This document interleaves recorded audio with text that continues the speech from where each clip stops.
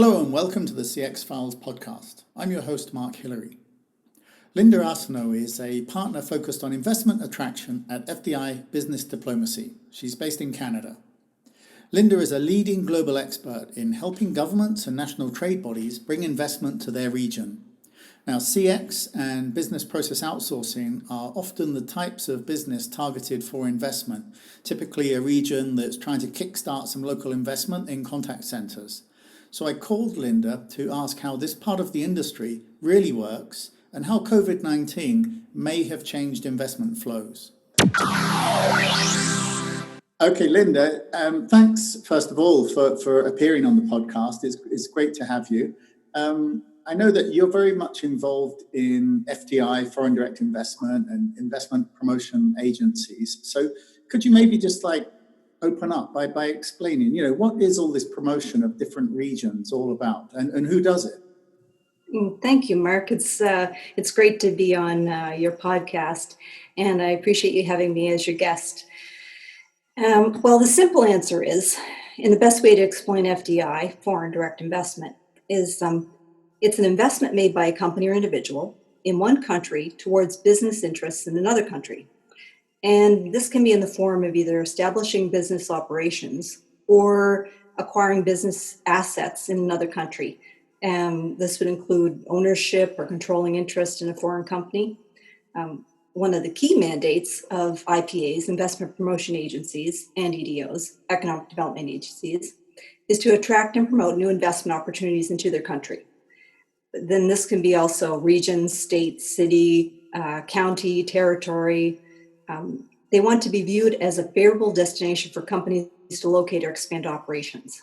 And they're all competing for this.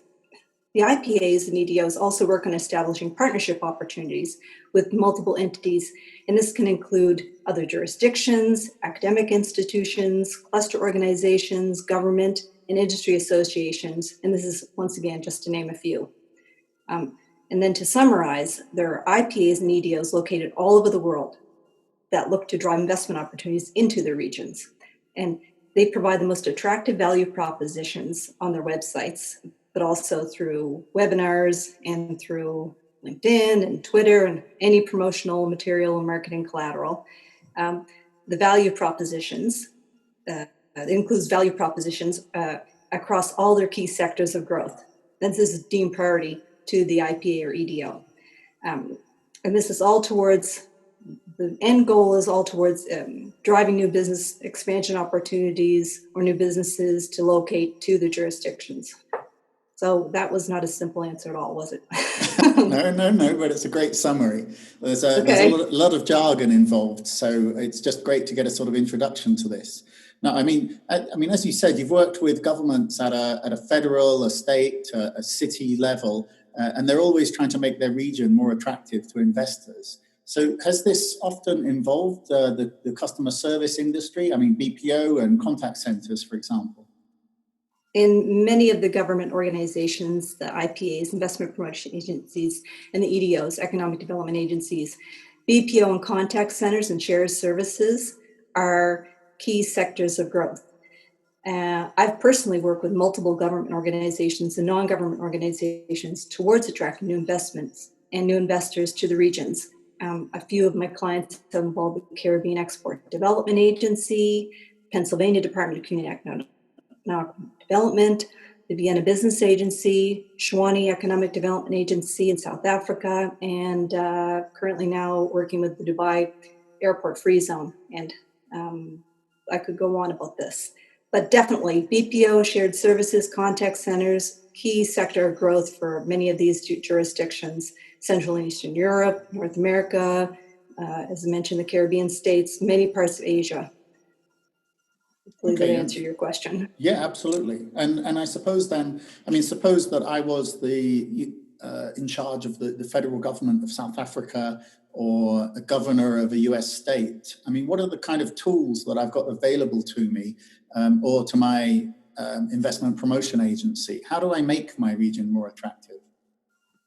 Well, the EDOs and the IPs, they all have many attractive investment promotion tools in their toolkit. However, each jurisdiction, they may differ in what they can offer. A few examples of what attracts companies to locate may include tax incentives, payroll rebates, and grants, all to assist, of course, in setting up operations. But companies also look for an ease of doing business in the area and a good quality of life for their staff. And it's also helpful if the jurisdiction is strategically located, close to an airport or something. And they have solid infrastructure. And as mentioned earlier, the opportunity to establish partnership opportunities in market is key.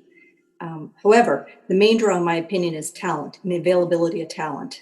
And of course, we all know with the war on talent, companies need to be able to find the right hires once they set up shop. Yeah, that's interesting, because I think one of the first things you mentioned was tax breaks, and then afterwards you talked about talent. So I mean, how do you rank these different incentives? I mean, are tax breaks really the kind of number one incentive that the companies look for? And wouldn't that mean that a region that hasn't got the same kind of talent might attract a big business just because they're offering tax breaks? That's an interesting question and a good one. Pre-COVID, incentives were not as important. On the list of what makes a region attractive, as it has been, talent, location, competitive cost, and quality of life top the list. But now there are so many budgetary constraints, as we hear on the news, for companies looking to expand into new markets. Of course, due to all the ramifications of COVID, incentives have become, once again, a very important tool for attracting new investment. So it's basically become from, I don't know, 8, 9, or 10 on the list, it's actually risen up to within the top 5 now. Exactly. Mm-hmm. That's a good way to put it. Yeah, okay, that's interesting. I mean, are there common mistakes that the promotion agencies or governments make? I mean, do you see the same kind of problems cropping up over and over again? No. I don't think in this time that the IPAs and EDOs are making mistakes. I think that they've really risen to the charge when it comes to pivoting and really reinventing themselves to offer virtual online promotion and virtual activity. They are getting it and getting it fast. And that's because they have to, because you have to remain competitive. Otherwise, remember the old saying, you'll be Ubered? Yeah, exactly. Like complete transformation. Yeah. Yeah, I think that's old school saying now. Yeah. I mean, that's interesting that you mention about them pivoting and adapting to new models, because, I mean, if someone was trying to get my company to invest in Kerala in India, then I would like to go to Kerala and take a look and see if I really feel it's best for my company. So how do you promote a region or a destination or a city, when it's very hard to travel at the moment? Well, mentioning pivoting, the IPAs and EDOs have had to move from attracting investment through the traditional ways via hosting companies for on-site visits to showcase their jurisdictions, and/or attending conferences, trade shows, or events, all towards setting up B2B meetings with C-levels, or of course traveling in market for road shows, investment missions, to meet with site selectors, heads of academia, industry heads, government partners, and potential investors. However, as mentioned, all these activities are now being held virtually. For example, hosting webinars, as mentioned, showcase their value proposition, holding virtual meetings with C-levels instead of face-to-face, and attending virtual conferences and events, as well as holding virtual roundtables to discuss best practices. All of these are, of course, our new way of doing business and are providing and proving to be useful and valuable. But in my opinion, nothing can beat a face-to-face meeting to establish a new relationship. Yeah, that'll never go away. I mean, have you had any good experiences with some of the online like virtual conferences? I mean, just personally, because I know that if I go to across the world for a conference, I might block out a couple of days to just go around meeting people. But there's no way that I would sit at my desk for 2 days on a virtual conference. The virtual conferences are taking off in various platforms and once again becoming highly effective in a way to attract investment because of the fact that people have no other choice. So the online conferences that were held a few years ago, now the technology is fine-tuned and people can go into virtual rooms and have their face-to-face meetings or have roundtables.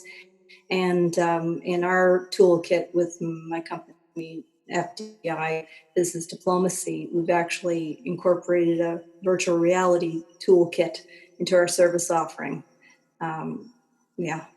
It's a new world. Yeah, absolutely. Well, you're going far beyond Zoom then if you're doing a complete VR experience. I saw that you've got a webinar coming up soon that focuses on Dubai. So, I mean, just to just as a final question, how can we watch that? And what are the main themes of this webinar?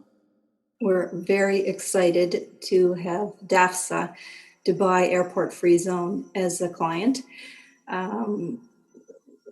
It actually just went live today, posted on LinkedIn. I'll be reaching out to people to help promote it, which is a pleasure. It'll be focused on the Dubai Airport Free Zone, taking place on Wednesday, July 29th, 12 noon Eastern, 9 a.m. Pacific. Thank you, Mark, for letting me get a plug in here too. And it'll be an exciting event. You can engage with panels of experts from DAFSA and the U.S. Commercial Service, also Dubai, Amcham Dubai, and special guests from companies who set up successful operations in Dubai. I'm so honored to be representing it. It's a world-class location for global businesses and, of course, one of the most prestigious sought-after areas in the UAE. Very appealing to internationally focused firms. The event will ultimately showcase, I guess, how setting up or expanding operations in DAFSA is an ideal decision for international businesses to thrive and grow. So it's a complimentary webinar. We welcome all to attend.